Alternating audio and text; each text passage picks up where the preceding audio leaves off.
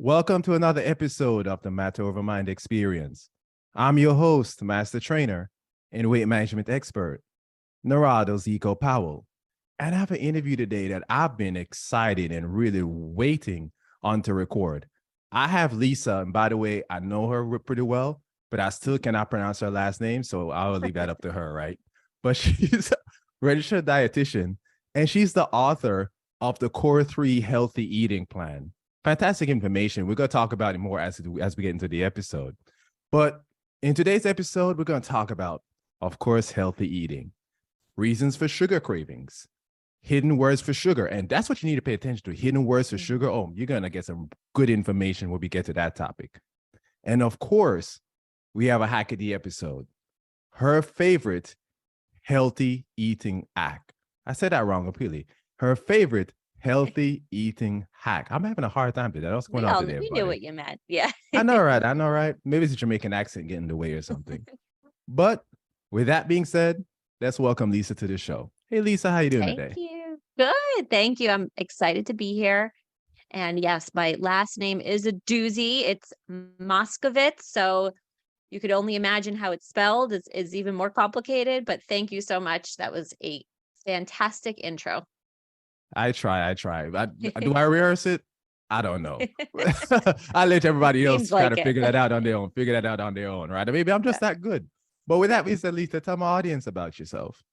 Thank you. Yep. So I am a registered dietitian in New York City and the CEO of New York Nutrition Group as well. So I mostly spend my time in private practice counseling, one-on-one. So I, of course, observe firsthand a lot of what people struggle with when it comes to healthy eating, a lot of the obstacles, and also a lot of what people need and look for and want and what they find helpful for them. So through my years of counseling, I started to piece together an approach that I believe is really bridging the gap between people who want to lose weight or have some kind of structured plan, but also need to work on their relationship with food and want to get out of that cycle of all or nothing with food. The ones who are like, I'm really good during the week, and then the weekends, it just everything unravels, and I have my good days and my bad days and my cheat days. So, that black and white, all or nothing thinking, it really is a trap. And I do see that so often. And so that's a lot of what I help people with, is to find an approach that's more balanced and sustainable and just something that is stable in general. And so throughout my years counseling, the Core 3 Healthy Eating Plan was born, and I wrote my first book and got it published early last year. And again, the intention is to help people who want to both lose weight or have just some idea or structure around food and eating, but also who struggle with poor relationship with food or distorted thinking around food, or they just have a lot of food rules or guilt after eating. Oh my God, why did I eat that cake? That's so bad. And and we know that negative thoughts breed more negative thoughts, and it's just another cycle that people get really sucked up in and caught up in, and it's really hard to break that cycle. It really is. And there's a lot when it comes to healthy eating that we just don't know. And you know that old saying, right, Lisa, where if it was easy, everybody would be doing it. If eating healthy was easy, everybody would be doing it. Yeah. But it's not, but it's like I've heard people say, I know what to do, I just don't do it. But there's a reason why you don't do it, because it's not that easy. Most people know, right, what healthy eating is. They have an idea, but they find it hard to execute.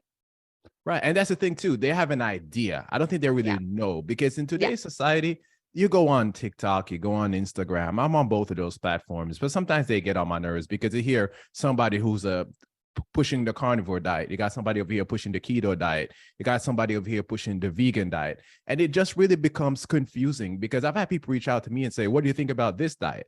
And I'm like, well, I can't really answer that question because I don't know anything about you. I don't know Mhm. about your ancestral Mhm. background. I don't know how you've been eating in the last 10, 15 years or so. I don't know what your life is like. I don't know if you're overweight. There's nothing I don't know because, Mhm. and Lisa, I'm sure you know this. The type diets can be used in temporary situations to help certain things. And I certainly did Mhm. that in my life with reversing my asthma and a lot of my health issues by using certain diets as certain tools. The issue is that we get into that all of nothing mindset of saying, you know what, my aunt Sally or my uncle James lost so much weight in keto. I've never eaten this much protein a day in my life or fat a day in my life. I'm just Mhm. gonna go on keto because I need to lose a lot of weight. And then there's some possible health issues that might come with that. Same if you were to say, no, I'm just gonna go vegan for the rest of my life. There are possible health issues that Yeah. may come with that. And that's Yes. why it's important to work with an expert. And more people should, especially if you struggle to lose weight, should Mhm. work with a nutritionist or a dietitian. Go ahead, Lisa. Oh yeah. Yeah, no, I agree with you. You have to respect the bio individuality, and that something that's healthy for one person can actually be harmful for another person, and people don't realize that. And these diets, they really are built on a one size fits all framework. It's not personalized. It's not individualized, and everyone is different. Some people will say they go on the keto diet and yes, they're eating more saturated fat and meat, but their cholesterol goes down because their blood sugar is going down and all of these other cascade of events are helping them. And then other people will say it goes through the roof. Their bad cholesterol, their LDL is through the roof. So that's just right there, a classic example of how there are no two people exactly alike. And that's why we can't prescribe diets that are exactly the same for everybody and expect it to help. And when it comes to healthy eating in general, like you had said before, these issues that you have with eating didn't happen overnight. It's not like you woke up one day and all of a sudden you were just eating a lot of fast food. And I know that's, a big stereotype, but just, what an unhealthy diet looks like, but just, just didn't have these healthy habits and you weren't cooking and you weren't exercising. That didn't happen overnight. So to jump into a plan, and do a complete 180 and expect to sustain something overnight or see results overnight is just not realistic. It's just not going to happen. You have to give yourself a chance. You have to be patient with yourself because habits and behaviors, the ones that really last, they take time. It takes time to build that up and get used to cooking and used to exercising and enjoying doing both and actually finding the reward in it because there is a reward in it, but it's not going to happen overnight. And from the biological piece, you may not have the right gut enzymes to eat the new food that you're trying to eat or enough of those Yep. enzymes. Like if Yep. you move from a low protein to a high protein diet, you may be Yeah. lacking in protease and so on and so forth. So Yep. working with a dietitian or with a nutritionist can really help you to get over that because Yeah. it's not just about trying to build out the habits. It's about your body being able to respond to what your new way of eating or quote unquote diet is going to look Yeah. like. Yeah. And your body is the boss. Your body, your body better than anyone. I can't tell you exactly what your body needs. And I can't tell you, exactly what your body is cues it's sending and what it's telling you when. So you are the only one that is able to do that. But working with a professional can really help you navigate that a little bit better.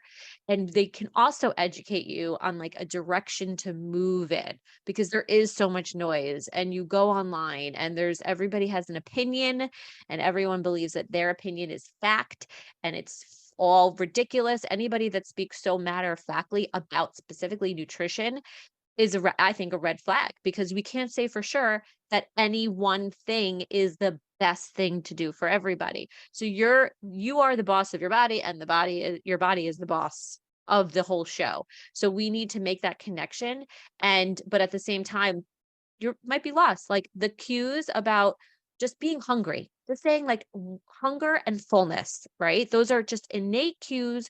We're born with them.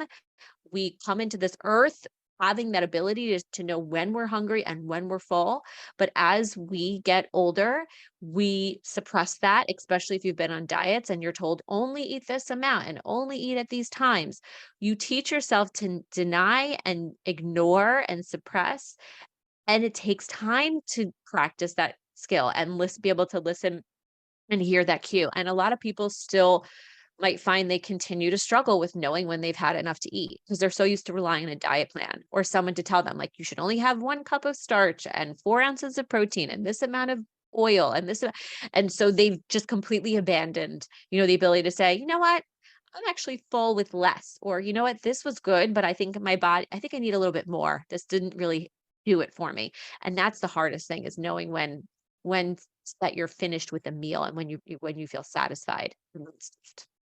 And so it's interesting you say that too. I just unfollowed some people on Instagram who Yeah. are like diehard carnivores.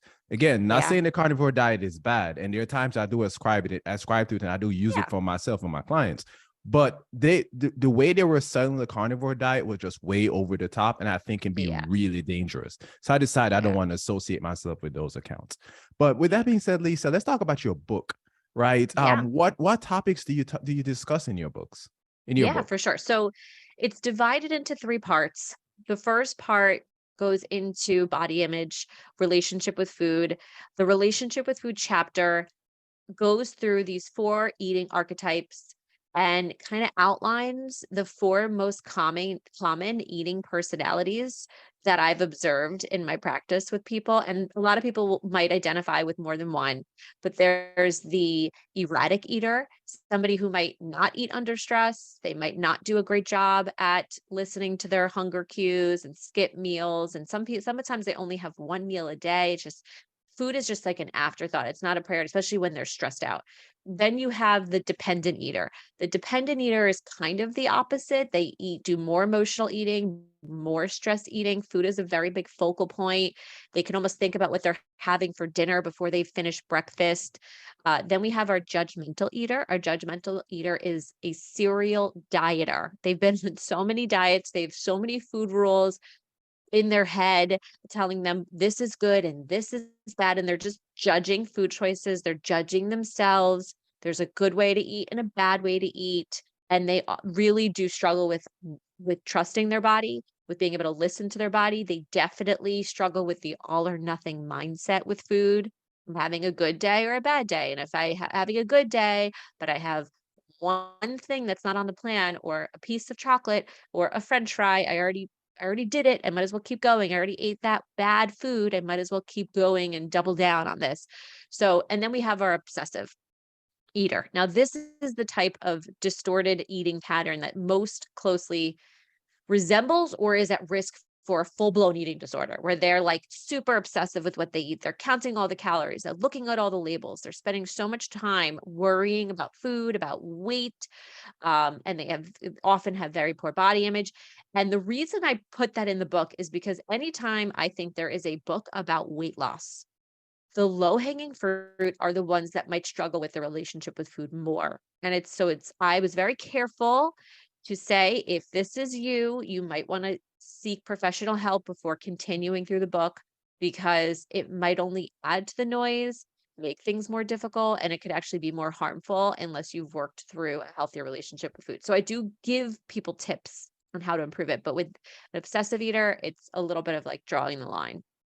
Then we go into the actual plan. So the chapters are divided up into the three major core three macros, which is nothing new. We're not reinventing the wheel, but I break it down so people understand what macros are, what to look for in each category. You have carbs, protein, and fat. Which carbs, proteins, and fats are more beneficial for me, how choosing certain ones will give you an advantage. Like if you pick higher fiber carbs, not only is that good for your gut health, but they break down more slowly, they keep your blood sugar more stable. And I go into more of that. I give people portions. And so that I teach a little portion awareness so people understand, what is a portion of this? I'm completely lost. I have no idea how much I should eat. I've never been able to tell. And that's a lot of people. I need just like some guidance while I'm working through that. So I offer that guidance under the assumption or hope that they're going to continue to work on listening to their body instead of relying on me who I don't, and like you said, I don't know who's reading the book all the time. So I am very sensitive to that. And then, so there's a lot of food lists, and there's also a formula. And the formula allows whoever's reading the book to enter in or you're not entering it like it's a computer, but think about what their height is, their weight is, their activity levels are, their goals are, their gender. And from there, it will tell them approximately how many servings of carbs, proteins, and fats are going to be beneficial for them. So if the goal is weight loss, it gives them an idea there. If the goal is weight gain, it gives them an idea there. If they're very active, it'll be adjusted to account for the activity level. And then we go into, in the third part, behavioral change, and really how to take these, all this information that you have and get it off the ground. So I give people more ideas on how to track progress and what to do if they're not noticing progress, and ways that they can, prepare themselves for certain situations and make it more sustainable. And then there's 50 recipes that I took a lot of time putting together, and they're all original recipes that are also in the book, that so that people can start to cook more at home if that's something they want to do, because it is a healthy habit to cook at least sometimes at home. So I also include recipes, and then that's pretty much it. So there's a lot of information packed into the book. It's not like a quick beach read that you're going to get through in a minute. It's something that I really wrote as a guide and a reference that people could say, I just want to understand more about healthy eating, and I want to know more like scientific principles and evidence-based information, and just the basics.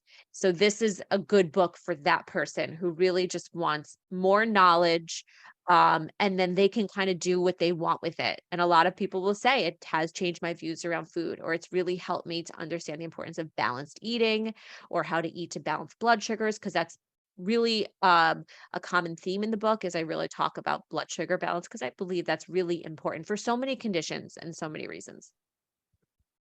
The book sounds very well balanced, actually, and that's what I want my audience to get away from that. It's Yeah. giving you ideas. So again, it's not like she's prescribing to say you exactly have to do this, but you first identify where you are and what type you are. And it's important. I love the fact when you just talk about obsessive eater, you mentioned they may need to work with a professional, because that's extremely, Mhm. there are a lot of things that could be behind that, right? Because we talk about our relationship with food, and then the recipes, almost everyone asks me for recipes, and I've never put recipes in anything that I do. So the recipes in Yeah. the book are also big, and also the guideline behind, what your goals are, and what you versus, your weight, your height, your goal, and I'm sorry, your weight, your height, so on and so forth. Yes. Look at what possible way you may need to eat for that. So the book is well balanced. Lisa, where can everybody get a copy, by the way? Thank you. Yes. So it is sold on most major retailer websites. So Amazon, Target, Barnes and Noble, Walmart. And you can also go to my website, which is nynutritiongroup.com, and get a copy through our website. And I do sign it. But you could also pretty much find it anywhere online. Not sure about in the stores, but definitely online. Perfect. Now, let's talk about one of my favorite things to talk about, sugar. I know we talk about obsessive eater too, so that can Yeah. even be tied into that somehow, because a lot of cravings, most people crave sugar. I mean, that's really just what Yes. it is, right? Oh, So yeah. what are Agreed. some reasons for sugar cravings? Oh, yeah. I think everybody craves sugar from time to time. People are like, no, I don't like anything sweet, but yet they'll eat a full bag of like tortilla chips. Well, you're still craving refined carbs, which what do you think is happening there? It's still getting broken down into simple sugar. So I think most people are craving sugar in one way or another. And most of us have a proclivity to enjoy sweeter tasting foods. Sometimes it can be too sweet and it's like, ugh, it's enough. But that's how I feel about it. So sugar is our primary source of fuel. Our brain runs on sugar, not table sugar per se, but the food we eat gets broken down into glucose, which is a simple monosaccharide, and that is a simple sugar that is giving energy to our brain so that we can think and memorize things, and for it to function our brain is running on sugar. Our body is also running on sugar for voluntary and involuntary actions, like even our heart beating as we're sitting here talking or listening to this podcast. Your body is burning energy, and mostly in the form of glucose. So there is clearly a good reason why a lot of people want it. Now, there's the biological reasons that I've mentioned, and then there's emotional reasons and psychological reasons. And, it can definitely be more comforting. It could definitely be, something that can make us happy, and we can feel like we're celebrating with something sweet and dessert. But the thing is people will talk about sugar addiction, right? And that's a huge controversy, because it's not really founded. that's not really evidence-based to say that sugar is addicting like drugs. It's a very bold statement. It's a very radical statement. But the reality is, if you are addicted to sugar, you would go into your cabinet at any time of the day, pull out a bag of table sugar, and just want to drink it. And most of the time, when we feel like we're addicted to sugar, we're not eating table sugar. We're eating things that sugar is found in, like chocolate and donuts and cookies and soda. And, so yeah, soda, the main ingredient is sugar, but still, if you really were addicted to it, I think that's a fair argument. But sugar is something that isn't bad. It's not harmful if you have a little sugar in your diet. In fact, the American Heart Association recommends about 6 teaspoons a day for women and 9 for men. And this is based on evidence and how the threshold for when it can start to impact health. The US dietary guidelines recommend no more than 10% of your total calories from sugar. So that's like 40 grams of sugar if you're eating a 2,000 calorie diet, which is like a can of soda, if you want to put it in perspective. So it's not a whole lot. So that's about the most you should have in a day. So, but it is found in other foods, right? Like it is found in other foods. And what happens when you eat anything that has sugar or can get broken down quickly into sugar, it's increasing our blood glucose, which is increasing our hormone insulin, which is causing another cascade of events that could contribute to weight gain, increase appetite. It could also affect heart health. In fact, the number one reason why people with diabetes pass away, or their biggest risk factor, is heart disease. So it does affect our heart health.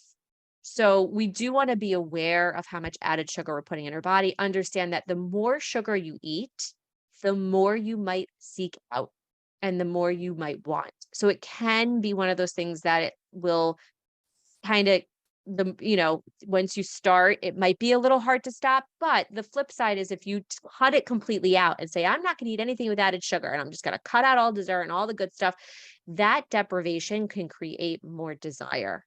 Just depriving yourself of it and being the only person sitting at the table that's not having cake, that's not a sustainable, happy, healthy way to live either. So there has to be a middle ground. And if you've heard, clearly, just hearing me talk already, that I'm all about the balance and a healthy relationship with food. So I believe there's a middle ground that you can reach with this. And the quick shift is a big issue from the biological standpoint as well, because if you've eaten a lot of carbs or a lot of sugar over time, and your body might have more amylase than it maybe need to, and then you try to say, okay, I'm just gonna cut out sugar and then start eating more fat and more protein, you may not have enough gut enzymes to break down fat and protein well, and at the same time, your body may be lacking because it's so used to using carbs or sugar for energy that, guess what, you start to have headaches, Yeah. you don't have a lot of energy. A lot of things can happen if you just move from one end of the spectrum to the next, right? Great. Now, with understanding that piece, as someone says, you know what, I want to start limiting how much sugar that I get in my diet. So, but one of the things that most people don't recognize is there are a lot of mystery words or hidden words for sugar. So how do we identify those? Oh yeah. It can be found in a lot of things, and for good reason. Again, it does make food taste better. It makes it more palatable. If we enjoy what we're eating, we'll want to go back and buy it again, or we'll want to come back to that restaurant because it tastes good. So you can definitely see it in a lot of popular food products and hidden in the ingredient list. Like, it might not just say sugar. Sometimes it literally will just say sugar. But there's other terms. You might see fructose. High fructose corn syrup is one of the additives that I would say, if you're going to really limit anything and avoid added sugar in any form, that's the form I would most avoid, because it can be directly. Oh, sorry about that. My microphone fell. That's so excited I was. It can directly contribute to chronic conditions like fatty liver, and it can actually, there's studies showing that it can increase your appetite. So I would be most cautious about the high fructose corn syrup. I'm not saying it's bad. If you give your kid, like, sometimes in ketchup and we give it to our kid, it's not like going to kill anybody, but that's the form. So syrups, you might see just high corn syrup in there, not high fructose corn syrup, but corn syrup. You might see dextrose. I think I mentioned glucose. You might see cane sugar, which has the word sugar, so you'll probably know that. But Couple things to know. First is that the higher, or let's put it this way, the lower it is on the ingredient list, the less it's in there, the less the food contains. So if it's the first ingredient, it's one of the most abundant ingredients. If it's one of the last ingredients, it's the least of the ingredients in there. It's a very small, negligible amount. But you could also just look at the nutrition facts and see how much total sugar is in there. And that's another way to do it. You don't necessarily have to worry so much. Like if you see a little sugar in the ingredients, but then you scroll your eyes up and there's only 4 grams of added sugar in a serving size, that's like a cup. That's not a lot. That's pretty insignificant, especially when we're saying you can have like 6 teaspoons in a day for females. If you want to be cautious, that's even a stricter way to look at it. And a teaspoon has 5 grams. That's not even a teaspoon. Okay. It's not even like 1/6 of how much in a day. So you could look at the added, and now you're going to see more with the nutrition facts show if there's added sugar. So you'll see it under carbs. Under carbs, you'll see a section for fiber if there's fiber in there. If not, you won't see that. Sugar, and then usually under that you'll see added sugar. It's not in everything, but you will see it in a lot of things now. So you could just pay attention to that. I would say anything with more than like 5 to 6 grams of added sugar, and you know that's probably not your only added sugar source for the day, is cutting it close. You might want to limit it at that, especially again, if it might be, come up in like you might put some creamer and sugar in your coffee or a sweetened creamer in your coffee. And you might, have a sweetened salad dressings can contain sugar. I mean, your yogurt might have a little sugar. It has natural sugar, but it could also have a little added sugar. You have tea and you put a little honey. That's some more added sugar in your day. So it can add up. You have a piece of chocolate and there's more there. So, what I usually recommend to a lot of my patients, especially as the first step, is if you're concerned and you're like, I am clueless, I have no idea what I'm eating and what I'm putting in my body, which I think most people have a general idea, but we have busy lives and we're not being mindful all the time. There's a lot of mindless eating. There's a lot of eating with abandon and not realizing what we're putting in our body, or just not knowing, like we eat at restaurants. We don't know. That doesn't come with a food label. Sometimes it does, but usually not. So what you could do is download a food tracker app. There's a lot of popular ones. I don't have any affiliations with these companies, but I'll just recommend there's MyFitnessPal, there's Chronometer, there's Lose It. Are they 100% accurate? Definitely not. But are they going to give you a better idea of what's going on? Absolutely. Download that, fill it out for just a few days. I would even say like 2 or 3 days during the week and one day on the weekend, because most of us, our eating is a little different on the weekend. And then you could start to just take notice. And it really helps so much with awareness. And then you can also see, oh, wow, I'm not getting enough vegetables. Oh, wow, I'm not getting enough protein. So it could also show you gaps and what you could be eating more of. And that's always way more effective. So even if you're like, I know I eat too much sugar and I want to cut it down, I still believe it's better to focus on what to add in versus what to take out. It's a I much agree. healthier mindset. Yeah. I agree. And one thing that I've told pretty much all my clients is, especially if you're going to eat something that has carbs, is eat in a balanced way, right? So make your meal protein Yeah. centric, have some greens for a healthy fiber, and then add some. Then you can eat your carbs, right? Because the if you eat your meat, let's say meat for example, which comes with fat and comes with protein, Yes. and then you have your veggies or healthy carbs, that can slow down your blood sugar significantly. I mean, like, so evidence shows 80 to 85%. I've had my clients wear a CGM, and they will see the difference when they eat a complete meal versus if you were just to eat or drink that whatever with high fructose Yeah. corn syrups or whatever by Yes. itself, it goes straight to your bloodstream. Yeah. So just consider, not even if you don't have to take it out, just structure the way you change your structure. Yeah. I had a client one time that told me, she's an older lady, and she's like, I like my soup and crackers. I'm like, okay, that's not, no, you gotta stop. I'm not saying you should stop the soup and crackers, but you gotta eat a complete meal before you have that, maybe as a side, so your body can process it a whole lot better. Just change the structure around. And then with the sugars, and I'll put this on my Instagram, I've mentioned this, words ending OSC, syrups, or just sugar. Just if you see those, just kind of realize, boom, Yeah. added Sugar. sugar. Just think about that. And with that being said, we're coming up on 2 more questions, but Okay. I want to tell my audience, about one of my favorite companies, the Amino Co. See, they have Heal, which is one of my favorite products. It's 100% science-backed essential amino acid formulation designed to reduce recovery times and improve physical function by accelerating muscle repair while helping you to maintain a healthy inflammatory response. Heal has a combination of creatine, whey protein concentrate, and essential amino acids. And I drink it used mostly as an intro workout. So when I'm about 40, 45 minutes in my workout to feed my muscles as I'm training. I absolutely love it. It helps me to bang through the second half of my workout. If you haven't used an intro workout in your training, you don't know what you're missing. A recent clinical trial compared 1 and 2 scoop amounts of Heal with high quality whey protein. The net balanced whole protein synthesis were measured, and the response to Heal was found to be 3 times larger than whey on a gram to gram basis. And one of the things I really love about Heal is that they have all natural flavors as well, which are the ones that I really use, to be honest, because they're better for your gut. And you know how much I preach gut health. I've had my clients who's tried whey protein and they cannot drink any kind of protein they drink, not even just whey, messes up their stomach. They drink Heal, they don't have an issue, and they just fall in love with it.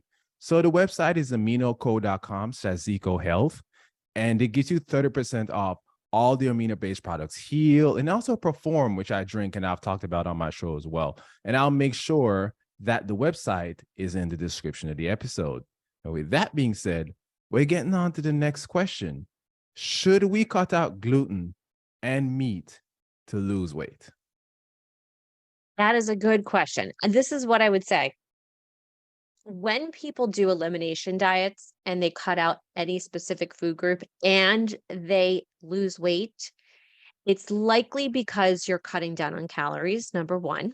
Somehow this has led you to eat less calories, which we know is a requirement to lose body fat. We need a calorie deficit. And number two, cutting out gluten and losing weight could just be that you've cut out pizza and you've cut out a lot of refined flour bread and you've cut out your cookies and you've cut out, and yes, there are gluten-free of all of that. And eating gluten-free doesn't necessarily mean low calorie and low fat. But people that do lose weight, that is usually why. Okay. And so there are some people that are sensitive to gluten. There are. And there's actually a condition called non-celiac gluten sensitivity, where you might not have celiac disease, which is it becomes really dangerous to eat gluten. It's a really bad gluten intolerance. So you can have a sensitivity to it, but sensitivities, yes, they can affect metabolism and hormones and contribute to weight gain, but it's not so often. And it's not that noticeable or significant. A lot of times sensitivities are just going to contribute to autoimmune conditions or digestion issues or skin issues. So I don't think that gluten is the reason that people are over fat. I think gluten is something that people don't tolerate well, but I don't believe it's the same as, it's because it affects people's weight as much as it's portrayed. Meat, I also feel the same way. I think there are people that actually benefit from eating higher protein diets and feel better eating diets that have meat. And it depends on the type of meat, because you can have some really good grass-fed organic beef that's full of iron and B vitamins and zinc, and it's a complete source of protein with all 9 essential amino acids, and it's beautiful and keeps you full. And that can be really helpful. And some people, when they don't eat enough protein, in general, they find that they're actually hungrier and craving more sugar and carbs, and it actually is harder to keep calories down. So that's just another side note. So, but plant-based diet, which doesn't have to be fully plant-based. A plant-based diet could be mostly plants. Doesn't have to be all plants like a vegan diet. Can be beneficial for a lot of reasons. But like I've been saying, if it's not something that fits your lifestyle, if it's not enjoyable and sustainable and easy, you're not going to stick with it. You're not going to keep doing it. And there's no point. If you like meat, eat meat, but pick certain types of meat and cuts of meat that are lower in saturated fat that are leaner. And if you can, because not everybody has this luxury, because it is a little more expensive, go for the grass-fed and the organic cuts because they tend to have less saturated fat. Some of them have more omega-3, and they also have less antibiotics and these other things, which again are not horrible. But if you can reduce the amount that you're getting in your body and the exposure, then that is better and it is ideal. So picking a food and saying, I'm going to take that out. If you lose weight from that, most likely it's because you've just created a calorie deficit. People don't realize that, but that's definitely true, which leads me to the hack of the episode. Your favorite Yes. healthy eating hack. Go ahead and tell us Yeah, about it, Elisa. for sure. I'm gonna give you two, and I'm just gonna almost like piggyback off of what I just said. Protein is the thing that I feel like people struggle with the most when it comes to meals. It's the hardest, it takes the longest, it's the most annoying for a lot of people, and that's what leads people to throw their hands up in the air and just order seamless, which, we're in New York, so seamless is very big here. So what I usually recommend is planning your meals for the week around the protein. Pick a different protein for every night of the week. So Monday you're going to do chicken breast, and Tuesday you're going to do salmon, and Wednesday you'll do shrimp, and Thursday you'll do ground turkey, and maybe Friday you'll do tofu and do a plant-based meal. And just have that one staple, and you could rotate it every so often. And then just pick up a new vegetable and pick up a new grain or starchy vegetable like a potato. And just by starting with the protein and having a few go-to options, you get more variety with the way you want to put together the veggie and the starch. It makes things so much easier, and it ensures you have a healthy, balanced meal at the same time. So that's something that I recommend, and people find it really helpful because they get overwhelmed with, I want to meal prep, but I don't know where to start, and I don't know what to buy, and I don't know what recipes. Keep it simple. I believe that you should enjoy and look forward to what you eat, but if you overcomplicate it, it's just not going to happen. And you're going to end up with a fridge full of food that gets thrown away at the end of the week. And so that leads me to my second hack, which is smoothies. I love smoothies, but not all smoothies are created equally. Some can be full of sugar, right? Not that it's bad, because most of the time it's natural sugar, but that doesn't keep us full necessarily. And it does cause more of like a roller coaster with blood sugar. But when you have a smoothie with protein, some type of vegetable, which often gets overlooked. So, like zucchini actually goes really well in a smoothie, spinach, kale, cauliflower, even frozen broccoli. Believe it or not, I know people are going to be grossed out by that, but you need to taste it. It's like ice. You're just putting frozen vegetables in there. And any vegetables that are going to go bad in your fridge, probably with the exception of like tomatoes and onions, because I don't know. I've never tried it. It might be good in a smoothie, but necessarily recommending that. But any vegetables that are carrots can go in there, and just throw it into a smoothie with one of your favorite protein powders. Or if you're not a protein powder person, could do a yogurt for the Greek yogurt for the protein, and a fruit to sweeten it. So I love berries, especially organic berries. I buy frozen berries because they go bad pretty quickly, especially now in the winter. They're not really seasonal here. So berries are full of antioxidants and fiber, and they're one of the leading sources of fiber in the fruit family. So I'm a big fan of berries, good for our memory and good for fending off disease, and they're very cardioprotective. And then follow it with a fat. Now that's also really important, because the fat is what's going to give it staying power. So avocados, I eat almost half an avocado a day. Avocados are not for everybody, but I believe that they are a powerhouse, or I know they're a powerhouse of nutrients. So like half an avocado or a third of an avocado, depending on your calorie needs for the day. Or you could also do chia seeds, which are full of fiber and other good stuff for you. Flax seeds, which are very similar. They also have lignans, which are really good for like fighting off breast cancer. And there's just so many benefits in flax seeds and lignans in flax seeds. And then, or you could put an avocado or avocado oil or a nut butter, which some people like that best, like a peanut butter, almond butter, and you blend it up. And it's great as a quick breakfast or lunch. And it can help with just like, I have all this produce. I don't know if I'm going to get rid of it or be able to cook it. Just throw it into a smoothie, and that way you don't have to waste anything. There we Yeah. go. Two fantastic hacks. I can definitely speak about the protein piece because I eat a Yeah. very high protein diet, at least 200 grams a day. Yeah. That And is high. That's good. Yeah. we were talking before the interview about when I went to New York and how my diet was completely different. I'm one of those people, I would say, that don't crave sugars. If I could eat Mm. a carnivore diet for the rest of my life, just meat and vegetables, I would love it. I mean, Mhm. that's what my body really loves, what my body really craves. However, I don't believe in keeping my body in ketosis all the time. I think that I do need carbs. It's an important macronutrient. So I do cycle in my carbs as needed. But I'm really am like a fat and protein person. You put a steak in front of me, and that's the end of the game.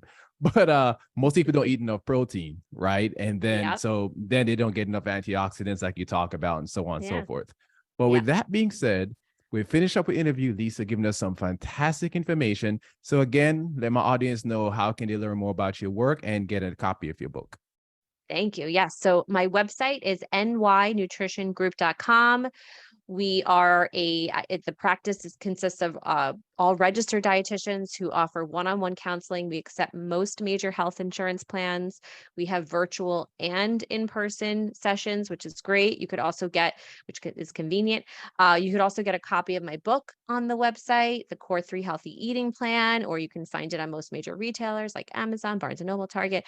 And you can also find me on social. I'm most active on Instagram at Lisa M Nutrition. Perfect. And our contact information and the website to the group will be in the show notes. And to make it easy, because I'm just nice like that, right? I'm going to make the show notes zecohealth.com/NY Nutrition Group. And with that being said, thank you, Lisa. Thank you for listening. And I'm out for today, fam.